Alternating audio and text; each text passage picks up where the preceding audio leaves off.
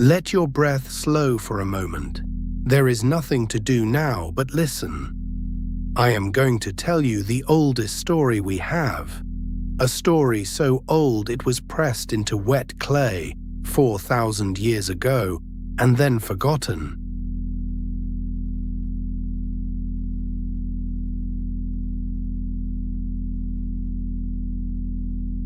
For thousands of years it lay buried in the ash of a library that burned in a city called Nineveh, broken tablets under the sand. And then, slowly, they were lifted out and read again, the first great story any human being ever wrote down.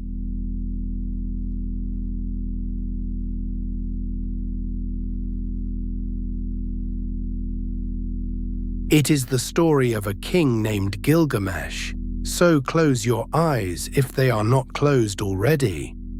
There is no hurry. The story has waited 4,000 years. It can move as slowly as you're breathing.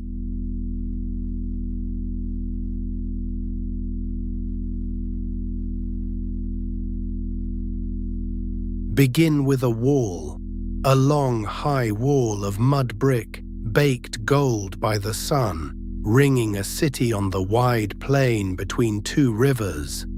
The city is Uruk, and in the night its towers stand quiet against the stars.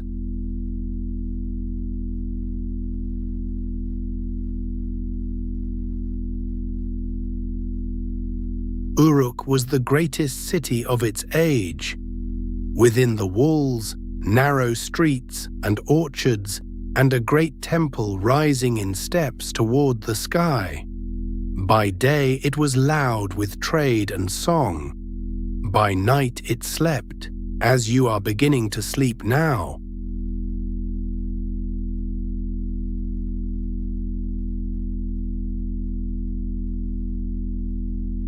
And the king of this city was Gilgamesh. They said he was 2 parts god and 1 part man, taller than other men, stronger, more restless. No wall could hold his energy, no task could tire him out.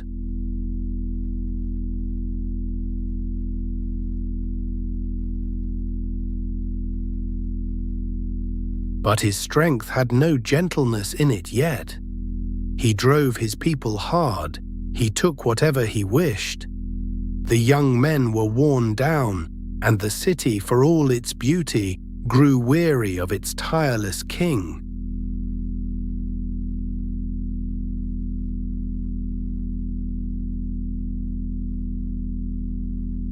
So the people lifted their voices to the gods, not in anger, only in tiredness. They asked quietly for some relief, for someone who could meet this king as an equal and turn his restless heart toward something better.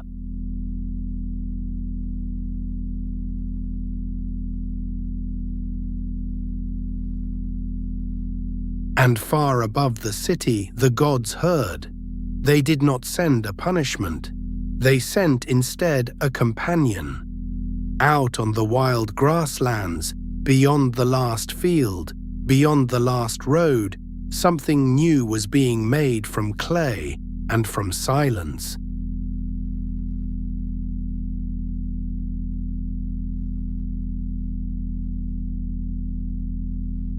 His name would be Enkidu. He was made strong, like the king, but wild, a man of the open country. His hair was long. He knew nothing of cities. He ran with the gazelles and drank at their watering holes and was content.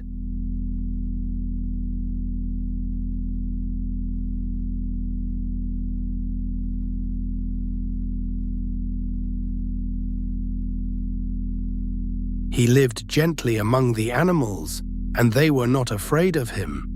He freed them from the hunters' traps. He knew the cold of the spring nights and the warmth of the herd. For a while that was his whole world, and it was enough.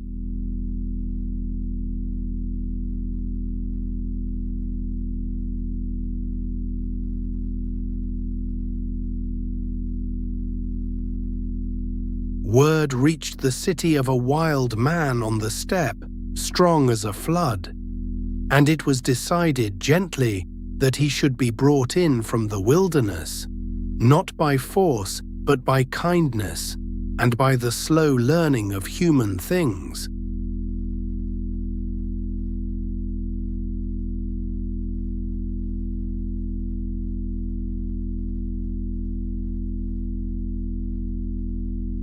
So Enkidu came to know bread, and the comfort of a warm room, and the sound of human voices.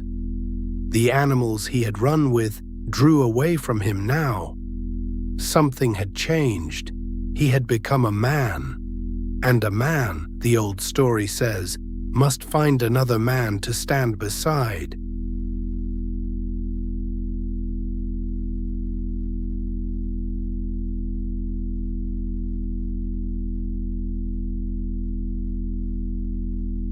He came at last to Uruk, to the city of high walls. And there, in a torch-lit street, the wild man and the restless king finally met. They were too alike to pass each other quietly. They came together like two storms.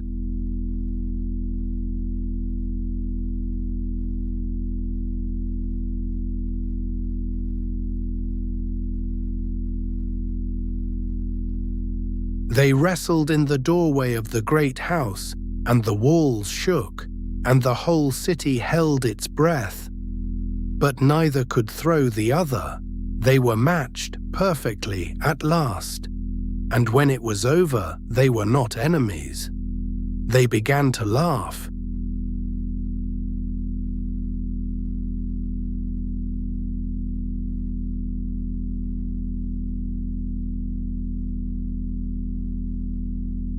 From that night, Gilgamesh and Enkidu were inseparable. The king had found the one thing all his strength had never won him, a friend who was his equal, and the hard edges of his heart began slowly to soften.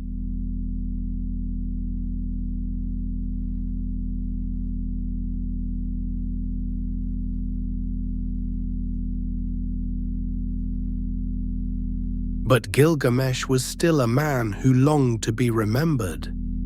Now he had someone to share the longing, and he turned his eyes to the far horizon, to a place spoken of only in whispers, the great Cedar Forest in the mountains to the west.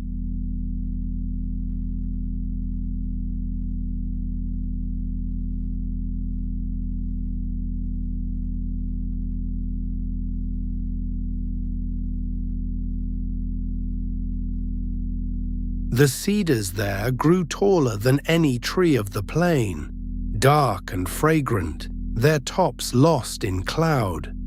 The forest was sacred, and it was guarded. A vast and terrible presence lived among the trees. Its name was Humbaba, and few who went looking for it ever returned.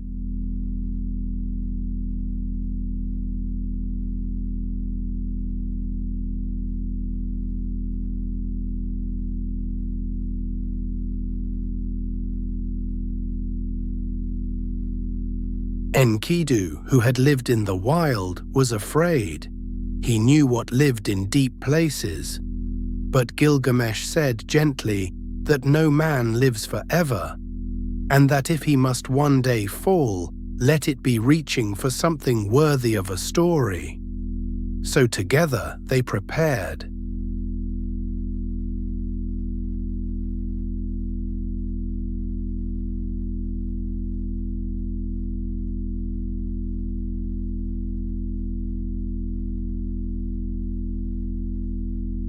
They walked for many days toward the mountains.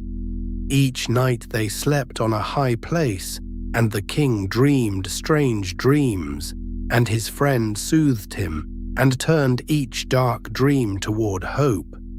And the cedars grew nearer and taller and darker.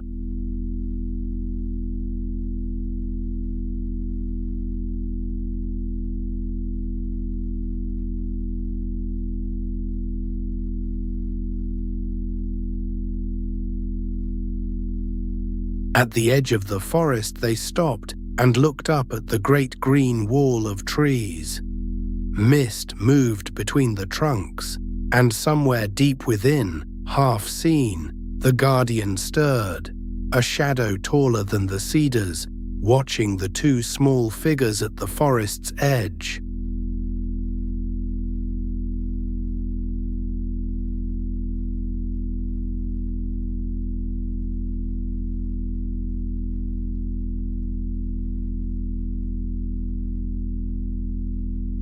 What passed in the forest, the old story tells in pieces.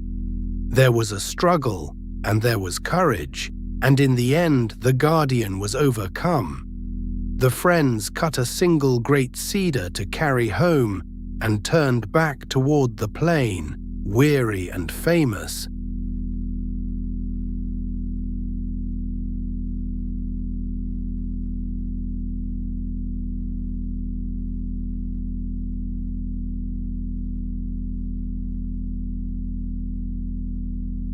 Their fame rose like smoke over the whole land, and fame, the story warns, is seen by the gods as well as by men.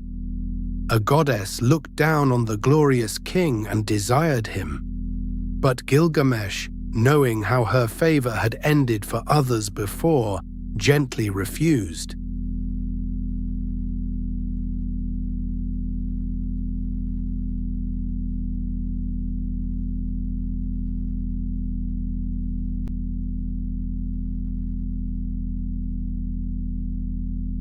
And so, in her anger, she loosed the bull of heaven onto the earth. Where its breath touched the ground, the river sank and the fields cracked dry. The great beast came down upon Uruk like a drought made flesh. But the two friends stood together, and together they brought it down.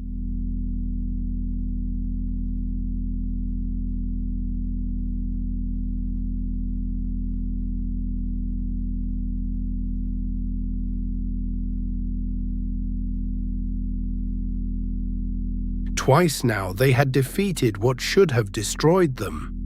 The city sang their names, but high above in the council of the gods, a quiet decision was being made. For the death of the forest's guardian and the bull, a price would be asked, and the price was Enkidu.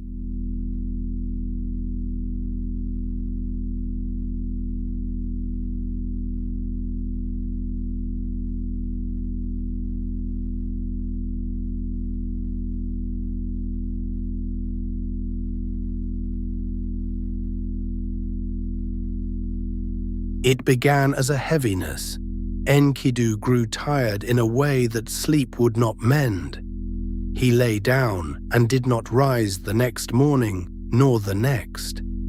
The wild man who had run with the gazelles now could not cross the room, and both of them understood what was coming.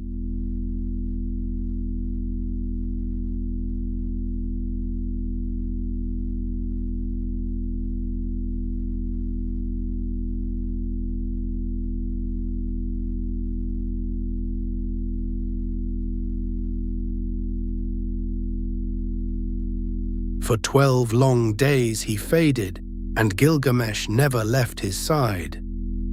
The king who had feared nothing now sat helpless beside the one thing he could not save.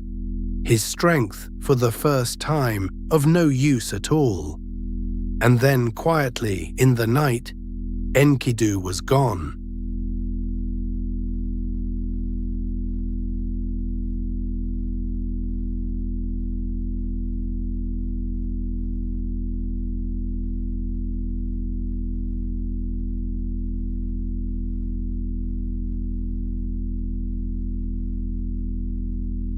Gilgamesh would not believe it. He sat with his friend and waited and hoped. The old story says he did not let him be buried until the truth could no longer be denied. The greatest king of the age undone, not by a monster, but by grief.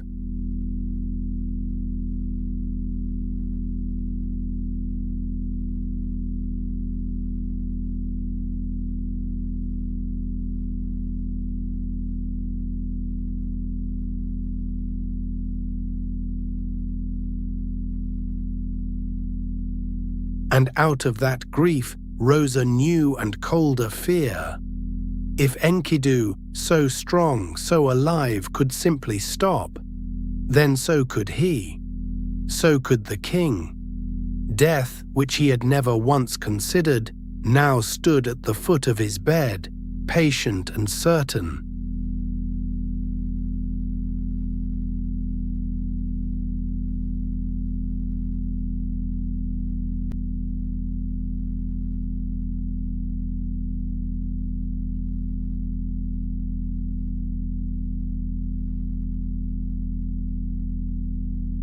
He could not stay in the city. He tore off his royal robes and dressed in skins and walked out through the great gate into the wilderness, a king turned wanderer with one question burning in him. Was there any way, anywhere, for a man to not die?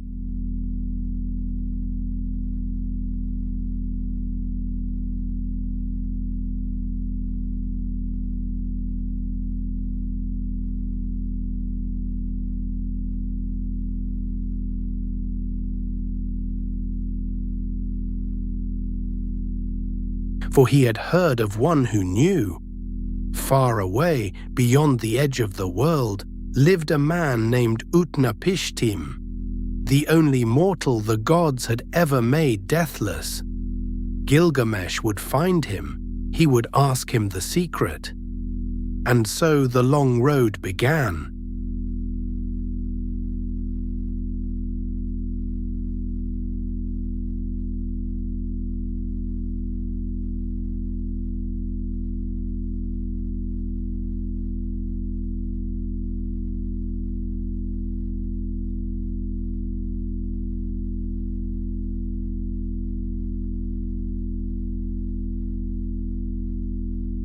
He walked until the green land ran out.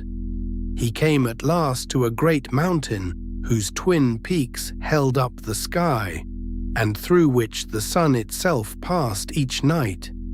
He begged his way through the dark passage beneath it, walking hour after hour in total blackness toward a far point of light.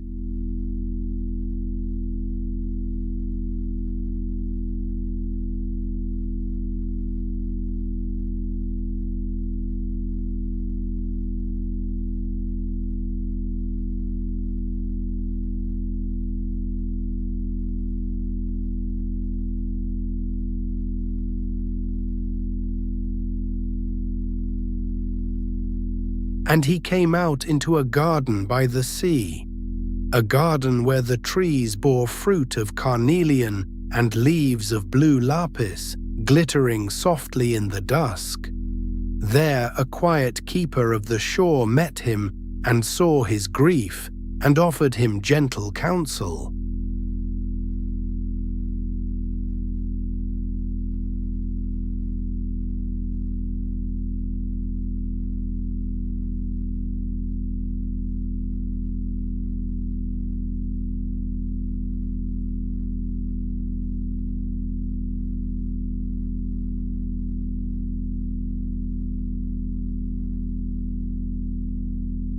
She told him kindly that the life he was chasing he would never find, that the gods kept death for people and life for themselves. She told him to fill his days instead with simple things: warm bread, cool water, the hand of someone he loved, but he could not yet listen. So she showed him the way across the waters.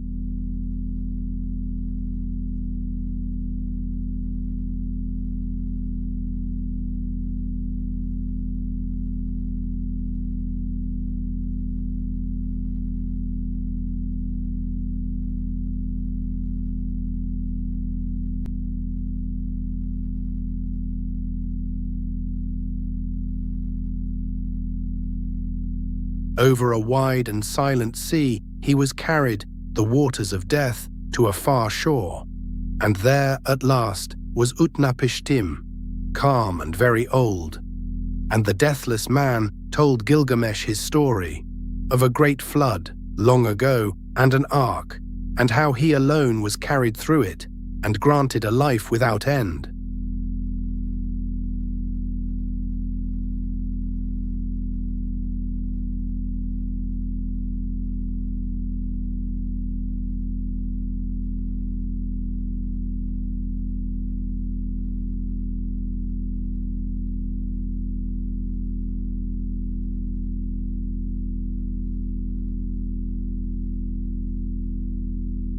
But that, he said gently, was a gift given once and never again. Still, he told the king of a plant that grew at the bottom of the sea, a plant that could make an old man young. And Gilgamesh, with the last of his strength, dove down and found it and held it in his hand. And then, on the road home, while he slept by a cool spring, a serpent slipped from the reeds and carried it away.